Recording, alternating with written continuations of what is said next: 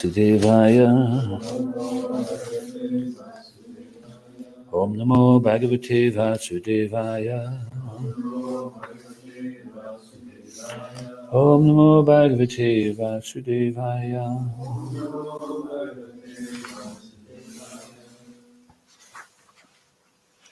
Reading from Srimad Bhagavatam, Canto 8, Chapter 6, entitled Demigods and Demons Declare a Truce. Text 10. Tvai Agra Asit Tvai Madhya Asit Tvayagra Asit Tvai Madhya Asit Tvai Anta Asit Idam Atmatantre Tvayanta Asid Idam Atmatantre Tvam Adir Anto Jagato Asya Madhyam Tvam Adir Anto Jagatosya Madhyam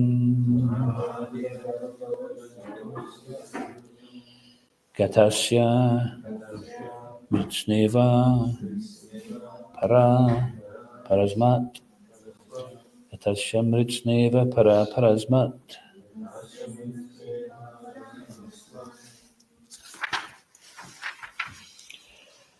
Tvayagra Asit Tvai Madhya Asit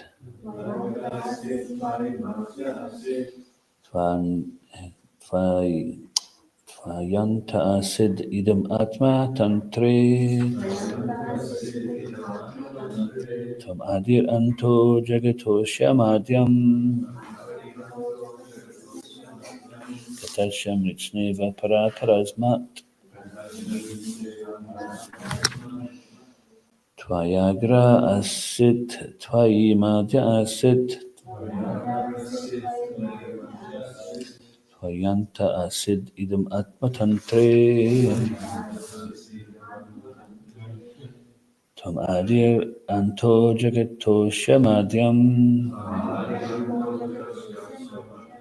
Tatasya Mritneva Para Parasmat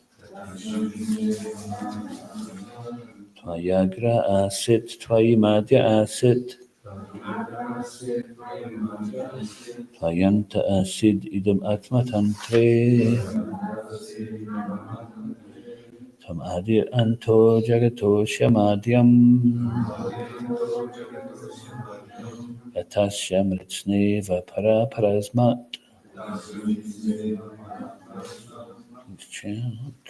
Tvayagra Asit Tvai Madhya Asit Tvayanta Asit Idam Atma Tantre Tvam Adir Anto Jagato Shamadhyam Gatasya Mitsneva Tvayagra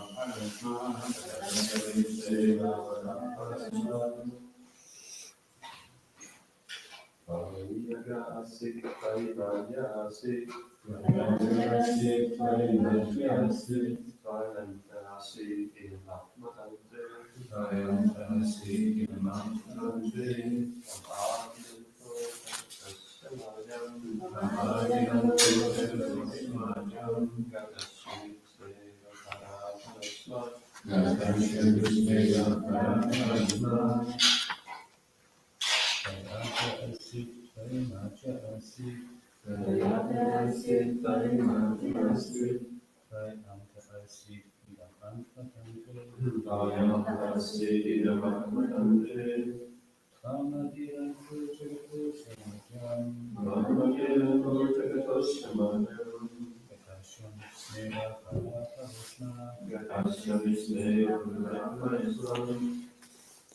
Messages.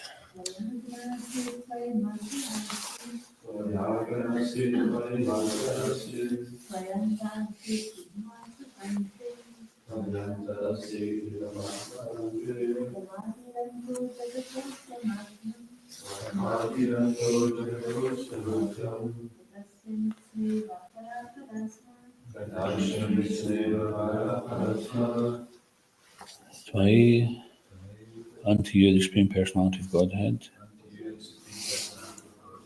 Agre, in the beginning.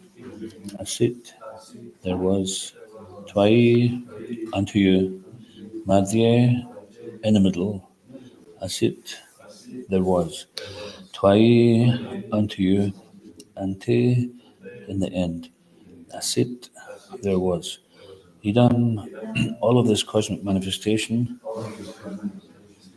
Atmatantre, fully under your control.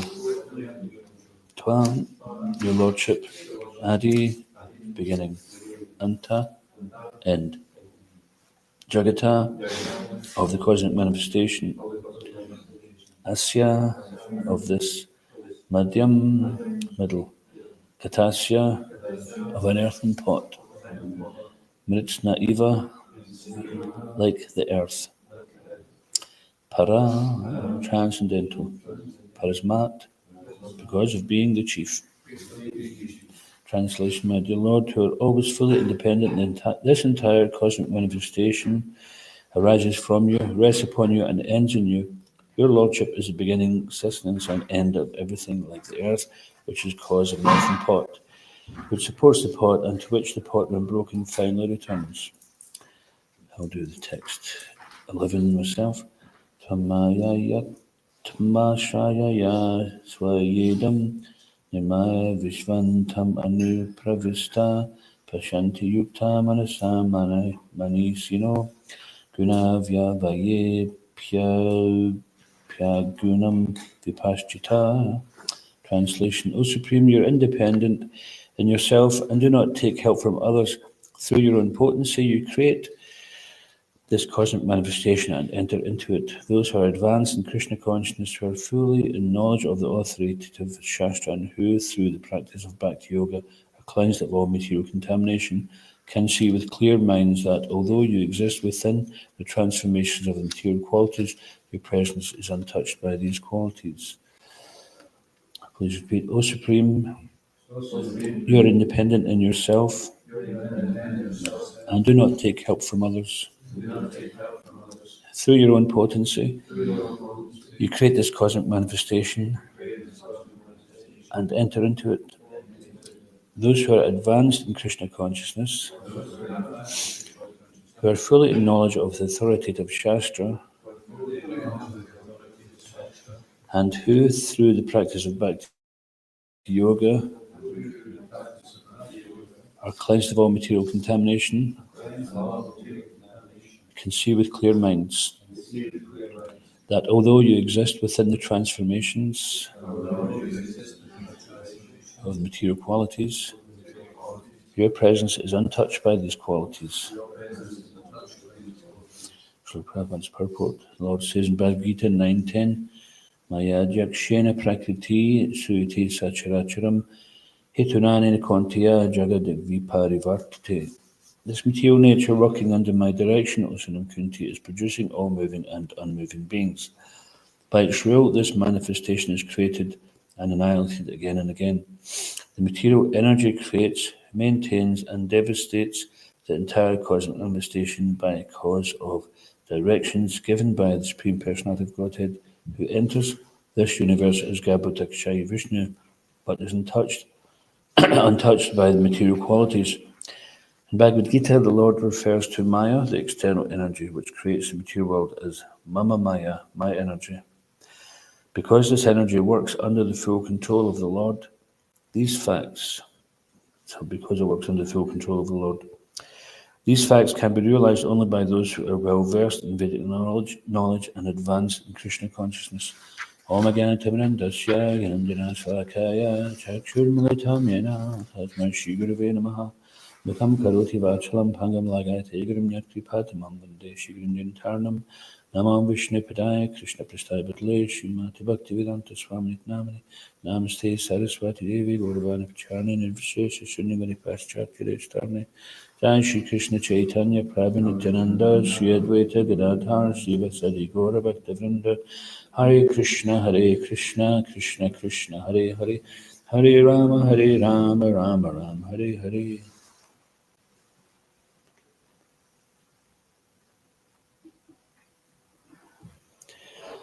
My dear Lord, who are always fully independent, this entire cosmic manifestation arises from you, rests upon you, and ends in you. Your Lordship is the beginning, sustenance, and end of everything, like the earth, which is the cause of an earthen pot, which supports the pot, and to which the pot, when broken, finally returns. O Supreme, you are independent in yourself and do not take help from others. Through your own potency, you create this cosmic manifestation and enter into it. Those who are advanced in Krishna consciousness, who are fully in knowledge of the authoritative Shastra and who through the practice of Bhakti Yoga are cleansed of all material contamination, can see with clear minds that although you exist within the transformations of the material qualities, your presence is untouched by these qualities.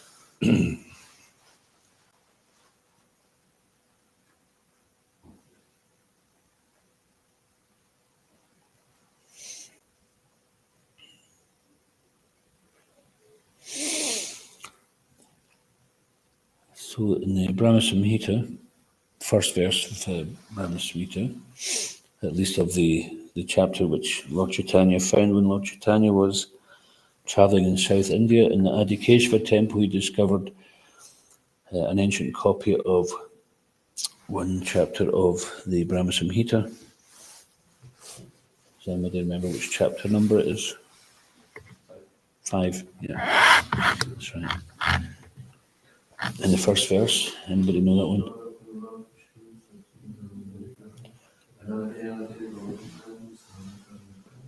Anadir Govinda. He's the origin of all, he has no origin.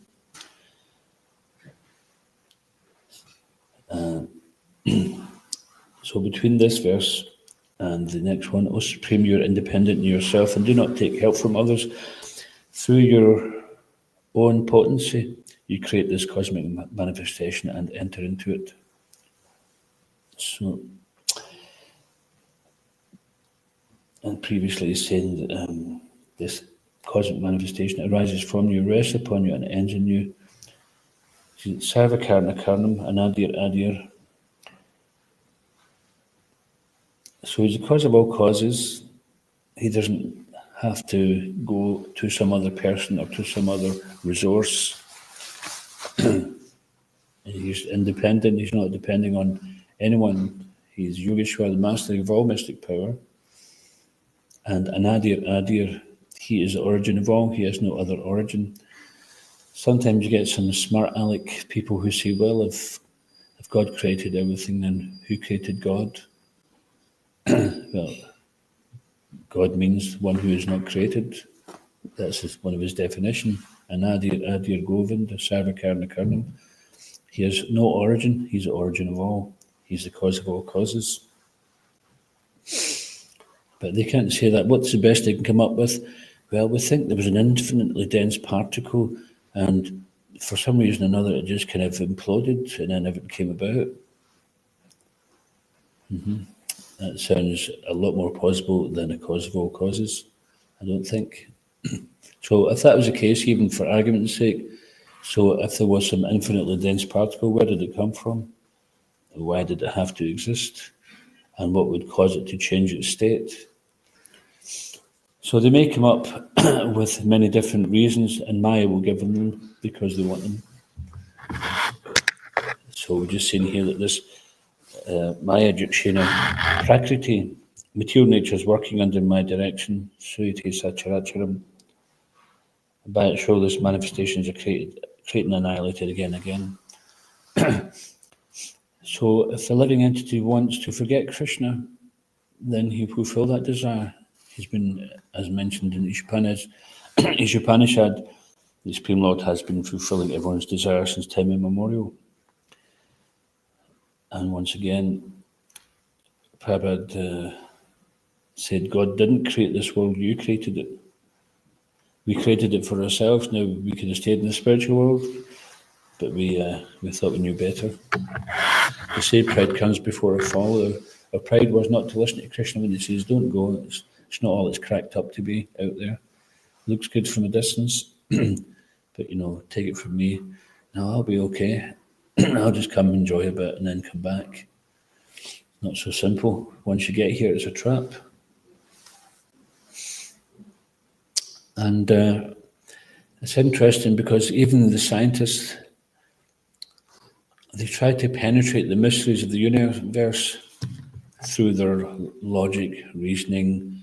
Even they try to think outside the box, but their outside the box also is contained within a bigger box, or else they're just thinking they're thinking outside the box, but they are still controlled by the limited ability to understand. They also understand that there is what they consider to be space in between particles. They consider that that actually is some kind of force which keeps a particle apart and which stops other particles from merging into other ones, as if everything has a purpose for maintaining a certain space. So they seem to understand that much.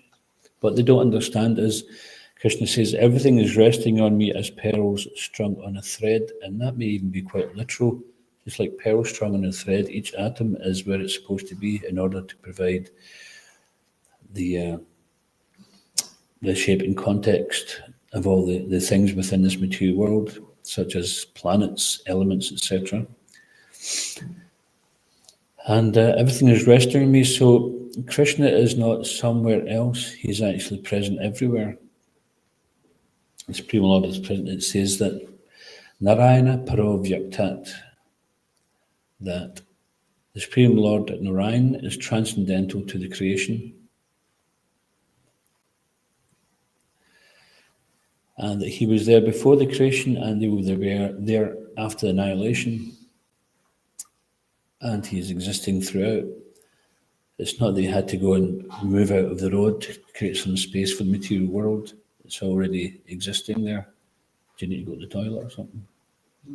No, I thought maybe you didn't want you holding it in if you had to go.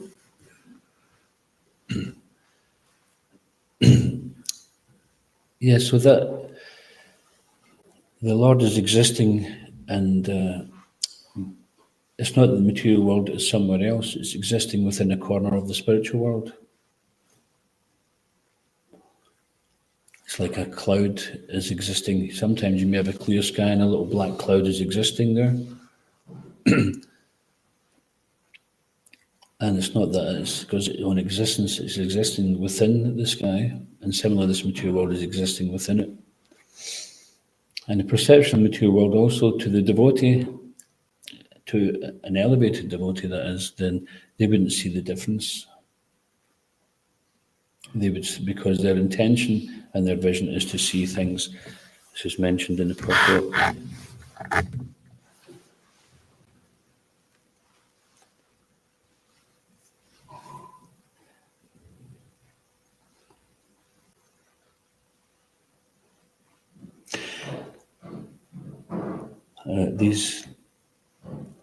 So it mentioned the verse and the purport later. Through the practice of Bhakti Yoga, those who are advanced in Krishna consciousness, who are fully in knowledge of the authoritative Shastra, and who, through the practice of Bhakti Yoga, are cleansed of all material contamination, can see with clear minds that although you exist within the transformations of the material qualities, your presence is untouched by these qualities. And that example is given that the spider spins a web but is never entangled within it. So sometimes Krishna, he will personally appear through his different incarnations or through his own personal manifestation. But although he's sometimes prakat or manifest, and sometimes he's aprakat, but he's always present. And the devotees can see that. They see the Lord through everything. Premanjana Bhakti Vilochanena, eyes tinged with the salve of love, then they see everything in relation to Krishna, and they see everything as in relation to Krishna's service. And those who are Uttama Adhikaris, they see everything as it's supposed to be, and because they see everything as going according to the will of the Lord, and everything is where it's supposed to be, then they don't engage in preaching. But fortunately for us, then some of these devotees, they come to the platform of Madhyama Adhikari so they can preach. Because in the highest platform, there's no need, they see there's no need to discriminate. They see everything in relation to Krishna, and that everybody is part and parcel of Krishna. They're all eternal servants, and there is, they don't see any distinction. But in order to reclaim the fallen conditioned souls who are suffering in this temporary reality, the illusion of the material world is not that it doesn't exist, like the Mayavadis would say. They say it doesn't exist. But if you ask them to do something practical to demonstrate it, like, okay, we'll cut your hand off then. Then they say, yes, but. Yes, but means I agree, but I can't agree. I can't do anything about it. There was, I remember some older devotees telling me that when they had the temple in Edinburgh, there was some other Bhogi Yogi temple nearby who used to give lectures, and they used to go there and sometimes challenge them because they'd speak some impersonal nonsense. And they would say, oh, so it's all one, and everything just merges, blah, blah, blah. It says, can you just give me a practical demonstration, just walk through this wall? Just take a running at it and just like merge right through it. And then they couldn't. So eventually devotees get thrown out just for being hecklers, devotional hecklers. But they wanted to prove, to demonstrate that your philosophy is not practical. It's word jugglery. It sounds good, but it's just it's called Mayavadi, the doctrine of Maya. Because they think that the form of the Lord is an expression or manifestation of Maya. Even sometimes Mayavadis will do deity worship. But what is their difference? Does anybody know? How do they do the deity worship? What is their intention?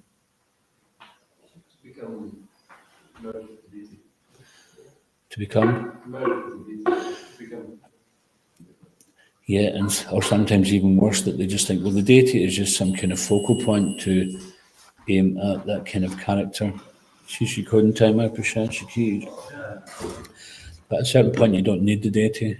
It's just for neophytes to give some kind of focus and aim at some higher mode of material nature.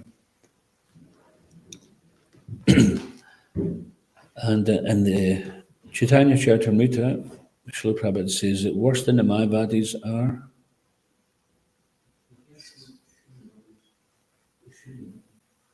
Shunyavadis. No, worse than that.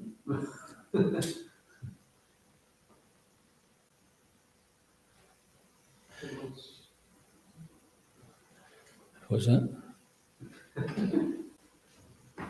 If you can't remember the name, you can tell me what the phenomena is, if you remember that. Like persons, but they kind of like the conduct the whole thing. Yeah, I think you've got it, but it's just you can't remember it. So they're called Patanjalists. So they meditate on the Lord within the heart, and through much painful progress, through austerities, abnegation, etc., then finally they get the darshan of the Lord, but then their offence is they think, there I am, and then they try to merge into the personal form of the Lord, and immediately they fall down. So Prabhupada mentions that they're even worse than the impersonalists because they think they're the personality of Godhead. So it's almost like the impersonalists could be somewhat excused for thinking we're all one because they don't see any differentiation. So in any case, it's a good warning for us. Who knows if we ever got that far? We might make a mistake, but we won't because we've been told. Prabhupada's telling us about all these so many different pitfalls, which we may even just avoid altogether simply because we're engaged in such a wonderful, safe path. And Prabhupada's Vyasa Puja offering, one of the offerings he wrote to his Guru Maharaj, he said, we're so much on the safe side now. Impersonal calamity thou hast removed. What's absolute, the sentient thou hast proved, impersonal calamity thou hast removed. So it's no small thing, because if you look at the foundations of most world religions, that it's impersonalism. Even sometimes they may have some kind of, they may refer in some kind of personal way, but they have no understanding of the Lord's personality. They may understand that there is a God which is greater than them, but they don't understand anything about that personality. And unfortunately, if you try to introduce some of this knowledge to them, then they don't want to know. But Prabhupada's mood was not to disturb whatever faith they have, to encourage them to believe in God, encourage them in their faith, so that by spiritual evolution, birth after birth, they can come closer and closer to understanding. What's that verse? Manusha, no, after many, many births, Janmanam, Bhavanam Janmanam Ante, Jnanavam Mam Prapajante, Vasudeva Sarvamiti, Samhatma Sudurlabha, is that right? I've remixed two verses up. Is that the right one? So after many births and deaths, one who's actually knowledge surrenders unto me, known to me to be the supreme cause of all causes and all that is. Such great soul is very rare. So we must be in the company of great souls, because we all accept Krishna as above everything else.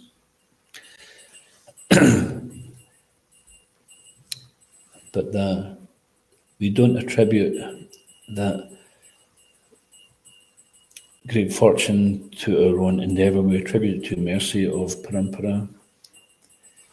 It's a safer path. If people think I'm so advanced, then that can lead to more tricky things. It can lead to pride, and it can lead to sahajism. So Prabhupada says that a true devotee thinks everyone else is a devotee, but I'm not. At the same time, they hold the thought that a devotee shouldn't behave like this. You know, if the mind comes up with things, how to behave in a way which is non-devotees, they know I'm a devotee now, I don't behave like that. So we can identify ourselves as an aspiring devotee, but appreciation for others and their devotion or service is more than the desire for recognition of our own.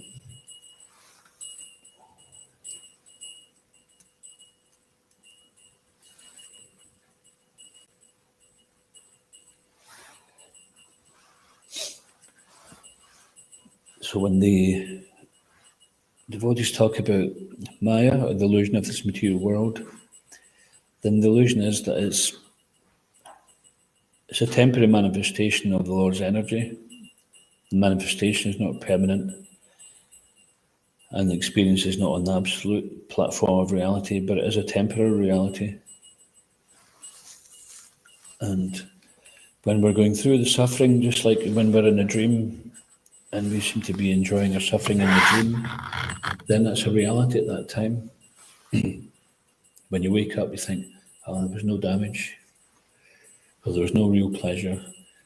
I remember when I was young, I was eating trifle in my dream, and I woke up out the dream, and I was looking under my pillow for the spoon, so I could go back to my dream and finish off the trifle, but much as I tried, it wasn't there. There was no spoon. There was no getting back to sleep to find it. And even if you did go back to sleep, there's no guarantee that you would go back to that same dream. And similarly, sometimes people have a nightmare, and nightmare is going on in the dreamful state, but when we wake up, then it's not there, and people comfort you, saying it's okay, it's all right, it's nothing happening there, it was just a dream. And then they come to their senses again. And similarly, when this is all over, this temporary stop in the material world is all over, then it'll be just like some kind of dream which took place, because we're eternal individual spirit souls. We have no beginning and we have no end. And although it seems like Bhavanam Janmanam Ante, many, many births, Brahmanda Konya Bhagavan Jeev, throughout the universe, we've been wandering through many births, countless births. Prabhupada says Nitya Bada means not that we're eternally conditioned and have never been unconditioned, but it's been time immemorial. It's so long we can't trace it. It's like, even if you're trying to trace it, you wouldn't live long enough in this body to actually be able to trace how many births we've had. Just like we have a friend, Jayadev, who can do hypnotic regression. And it may take you back a few births, etc. But if you take you back to when you came to the material world, he'd have quite a chronological list of births to go through before we get there. Then neither he nor we would live long enough to do it. So Krishna is saying it's untraceable. Since time immemorial, we've been here to the point where we have forgotten Krishna. But the chanting of Hare Krishna, the association of devotee, the reading of Shastra, purifying our existence by devotional disciplines, taking prasad, etc., so that we can remember Krishna, Shravanam, Kirtanam, and then Vishnu Smaranam. This is the beginning of devotional service, and this is sufficient in itself. Therefore, the Yuga Dharma is Harinam Sankirtan, simply by hearing, by chanting and hearing. So it's important, actually, it says Shravanam Kirtanam, it doesn't just say Kirtanam. Just chant, doesn't matter if you hear.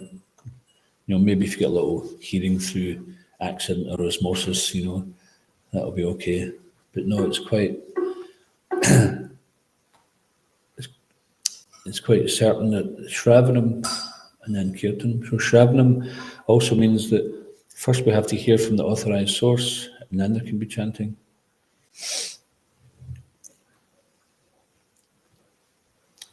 And the hearing from the authorized source carries the potency, and it carries the mercy as well. When we accept the bona fide line, then Krishna says, okay, you've accepted, then the mercy can flow. Golokera Premadana, Harinam Sankirtan. This Harinam Sankirtan, chanting the holy name, is a gift from Goloka Vrindavan. And Krishna descends in Kali Yuga in the form of the holy name to those who connect with that. So just like sometimes you see the remnants of some old phone boxes on some of the streets, and you lift the phone, it's dead, there's nothing happening, they're not connected any longer. There was a time when they were connected and they could function, you could communicate. But if it's disconnected, then it has no function. So sometimes something may look like something, may masquerade as something, or even if phone lines were working, if you just decide, well, I'll just put a phone box at the end of my street, that'll be handy, and you stick a phone there and it's not connected, then it doesn't serve its function. Still, if someone is sincere, then Krishna will direct them where they can make the right connection. That's why it says that through wandering out the universe, then if one is sincere, then they will be directed toward a spiritual master who will then plant the seed of devotion within their heart. So Krishna being Ajita means that his devotee Maya, who he's put in charge of this Maya Jakshina Prakriti Suyate Sachacharam, this wonderful machine, yantra, made of material energy, we cannot conquer over that because she is empowered by the Lord. As much as we cannot conquer over Krishna, we cannot conquer over Maya. But when he says, okay, step aside, we accept this one, we will be tested, and we have to endeavour for Krishna as long as we're here. Just like if you fell overboard from a big ship and you were in a stormy sea, if you keep on swimming, so someone's throwing a life belt out and it's connected to a rope, and if you keep on swimming towards that and you hold on to it, then they can save you. But if you decide, I'm very close, I'll stop swimming now, or I've held on to this long enough, I'll just relax a bit, then you fall back in again. So therefore we have to be vigilant and not become relaxed. This is given in the act of devotion, that the only time we consider ourselves as safe as when we're out of this material world at Krishna's lotus feet. So this is what we're aiming for. And therefore in the Guru Vandana, it says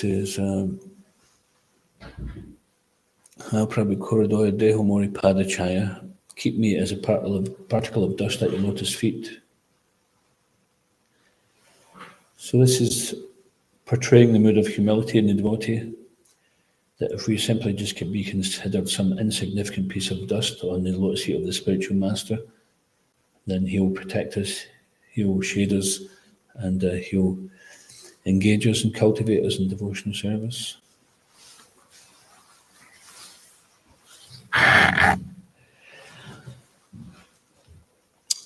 So this is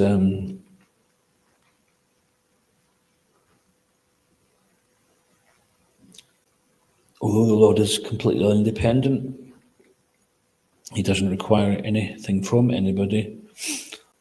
By the mercy of the spiritual master, then one can actually become dear to Krishna.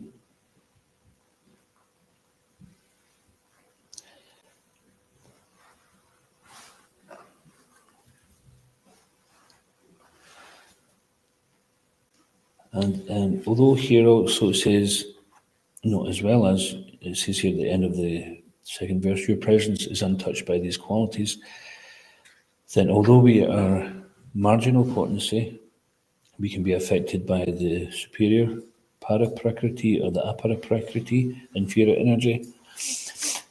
And it's mentioned by Krishna in Bhagavad Gita that the soul cannot be destroyed in any way, and it remains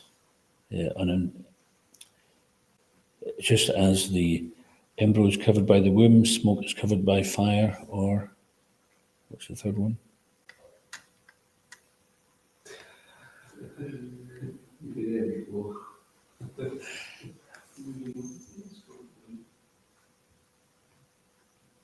So the living entity is covered by different degrees of lust.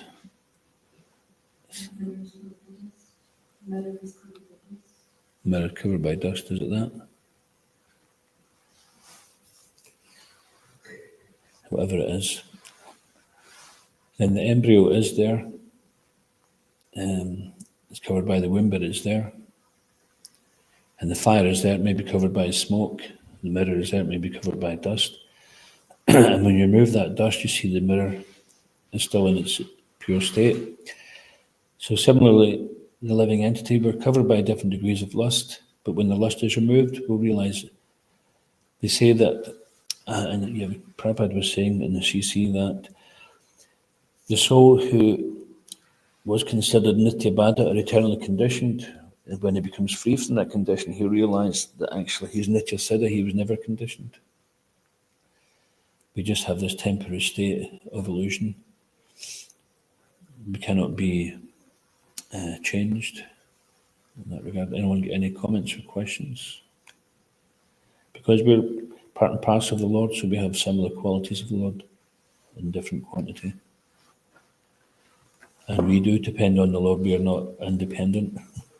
This is why, what it means by marginal, we're either dependent on Krishna or his external energy.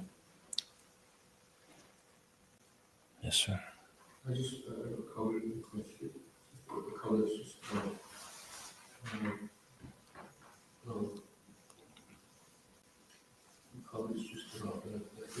translation there, this verse 11, because if you look at the word for word, there's one word that I can't remember what the word is, but it just says those who are advanced in consciousness. People with advanced consciousness, Manishina. Yeah, and then Prabhupada's really give it a nice Bhakti Yoga aspect in the full translation. Yeah. I was just reflecting that it's really nice that we get these translations by Prabhupada, otherwise we get really lost trying to understand the Bhagavatam, because it's quite cryptic, right? And then Prabhupada's just unpacking it. Yeah, and it's no mistake that Srila Prabhupada was named Bhaktivedanta, the end of all knowledge is devotion. And Prabhupada, he signs the end of each purport as this end of the Bhaktivedanta purports. So it's not just like he's using his name. No, it's not like this ends, the purports of such and such, he's actually, the meaning of it is there as well. It's a good point that you made. And some people who have got a lesser fund of knowledge may say, oh, you're just bending it towards that. But no, this is the actual conclusion. And Krishna says in Bhagavad Gita, Yoginam apisarvisham madgatenan taratmana shadavan bhajate yumam sami yuktatamomata. And of all yogis, so after he's explained all the different types of yoga and processes of controlling the senses, merging with this, that, the next thing he says, and of all yogis, one who is always abiding with great faith in me, he is the highest of all. One who worships me with love. Yeah, so this is, all these other paths are basically the culminating back to yoga, if they want to go the full length, or they can stop off. Yes, sir. I just thought it was an interesting observation is the Uttamadhikari doesn't see the need to preach. But it's the Uttamadhikari who's the only one that can preach. Because the Madhyamadhikari does preach, but he gets defeated quite a lot of the time because he's not conversant with the scriptural. So it's interesting that the ones who can actually preach are the Madhyamadhikari, the Uttama, and then the Uttama, because he's so advanced and his heart is so full of compassion, then he is more acutely aware how people are suffering than anybody else, the Uttamadhikari, because Lord Chaitanya is an Uttamadhikari, Radharani is an Uttamadhikari. So then it's interesting that although they don't see the need, they can see it's all going on uniformly, and they'll be going to the hellish planets, then they'll get purified, and then they'll become a devotee after millions of lifetimes. But they feel that they need to, and Prabhupada refers to it as, he says, they find the preaching is so enchanting, so attractive, that they can't resist it. And therefore they step down into the Madhyamadhikari platform because they can't bear to see the suffering. Yeah, because it enhances their relationship with Krishna. But different levels of Madhyamadhikari, because some are coming up to becoming Madhyams from being purified.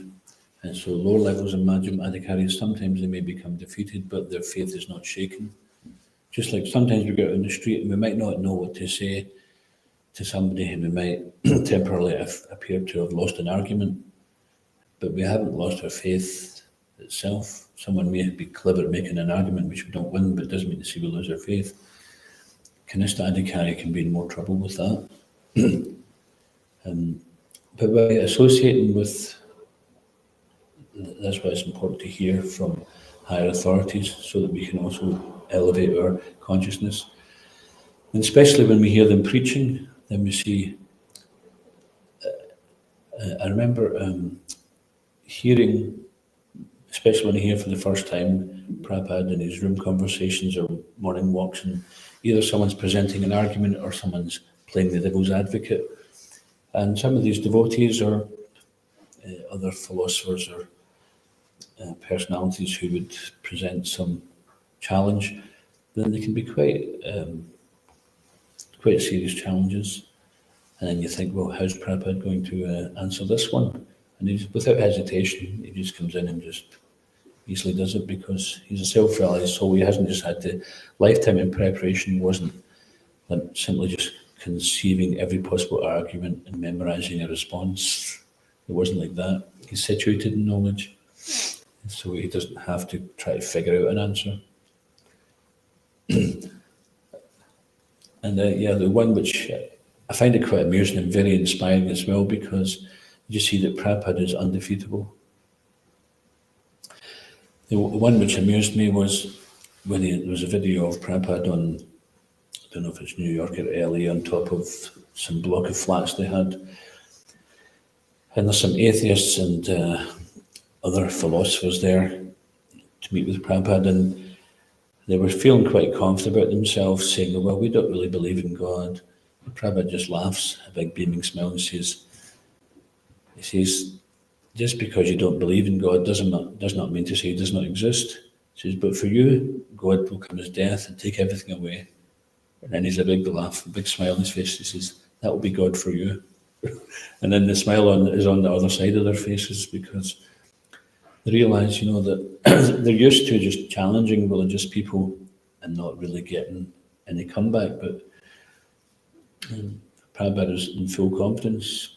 It's like, I see Venus and I know he exists. If someone comes along and tells me Venus doesn't exist, I say, what are you talking about? I just seen him. I just spoke with him. No, it's your imagination. He doesn't exist. So it is real, or even more real than that. You speak to someone who's a devotee of the Lord, like Prabhupada, he already has a personal relationship. People talk about having a personal relationship with God, but they don't do anything that God wants them to do, so how can that be possible? If they don't even know what his rules are, and they don't even want to know what sin is, and how to avoid it, sin, according to I think it's a German word it comes from, means that which separates us from God. And we were just talking about that recently as well. Either religious or irreligiosity, it can be a stumbling block. And this is why Krishna says at the end, Sarvadharman, you just do what I say. That's the highest religion. Yes, brother. Yeah, it was just, we were running out of time. Yeah, Uttamadhikari is the best preacher because he comes back, he doesn't just come back with a big skull, he comes back with a couple of people that want to take up Krishna consciousness, which is what Srila Prabhupada was able to do, and some of the great spiritual masters we have in our movement, they'll have people coming along for weeks and they're kind of interested, and then suddenly they meet the spiritual master and they just decide, okay, this is it, and they take to it. So I was just thinking, because you made the comment that we must all be great souls if we've accepted that Krishna is God, and of course, in one sense we are, that we're here, but the real test will be, are we still here throughout our entire life? And Prabhupada wanted everyone to at least be Majjhima, which means you never leave, and then from there to become an Uttamadhikari, and then to be able to make people take up Krishna consciousness. So it's quite a tall order, really. Yeah, I was more meaning in terms of Manusharam Sahasreshu, many people, hardly one even approaches absolute truth. Now of those, then some may be interested in personalism or whatever. We see nowadays even some religious organisations which were opposed to us, they seem to be thinking, well, you guys are theists as well, and there's not many of us left, we better kind of be a bit more friendly with the remaining theists. No, but it's true, we should be careful not to think of ourselves as a great soul. We're more like fortunate soul, really. And we think of others as great souls. I think we qualified that by saying that we think of others as devotees, but ourselves, we think, I'm lucky to be aspiring in the association of devotees.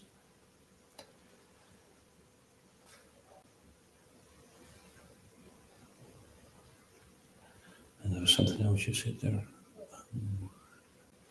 Yeah, that the Uttama is one who can convince other people to become devotees. So the Uttama, acting as a Majjhimadhikari, he's really powerful. But if the Majjhimadhikari, even if the Majjhimadhikari wins the argument, doesn't mean the person's going to become a devotee. Well, the choice is always there. We'll find many crossroads throughout our life. So, like you said, the truth will be here for great souls when we go back to Godhead. But still, those who are making an endeavour and continue to keep on getting on the horse, then that's glorious. But the other point you made was the Uttamadhikari, he will take many souls back to Godhead. And that's why we emphasise distribution of Srila Prabhupada's books, because he's the one who's going to preach to them. Like one thing which Prabhupada said that came from his own mouth when he heard of devotees, sometimes they're spending too long preaching to people. Amongst themselves, they had agreed, okay, we'll just do 3 minutes. If the person's not interested after 3 minutes, don't waste your time going to someone else. And Prabhupada says, what will your 3 minutes preaching do? If they read a book, then it will change their life. So we shouldn't be thinking, that our influence is going to change their life. Our main thing is to convince them to take the book and to take it back and read it. Basically, you've tried everything, why not try this? This is what we're there to do. But if we think we've learned 108 slokas, we're going, Krishna says in Bhagavad Gita, just surrender unto me, Namam Vishnu Padaya. We had devotees who didn't know verses and they would just say mock verses to sound authoritative. But really, the main thing is to get them to read Prabhupada's books. That's how they're going to be affected. And sometimes people just want to waste your time so you don't spend it on other people. There's certain people who will target you for that particular purpose deliberately. We found that if you spend time with me, it means you won't spend your time spreading your doctrine to other people. So we have to be careful with our time, and our main thing is find people who've got a chance of taking these books and reading them, even by touching the books to get benefited. If they have questions, maybe they've been reading the books, or they have some related questions about what can they expect from the book, that's one thing. But there's two reasons for asking questions. One is to find out, and another one is to deny.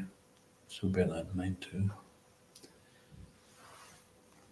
ISKCON Guru Vrinda ki Jai. Srila Prabhupada ki Jai. Grantaraj Srimad Bhagavatam ki Jai. Tagore Premanande Hari Bol.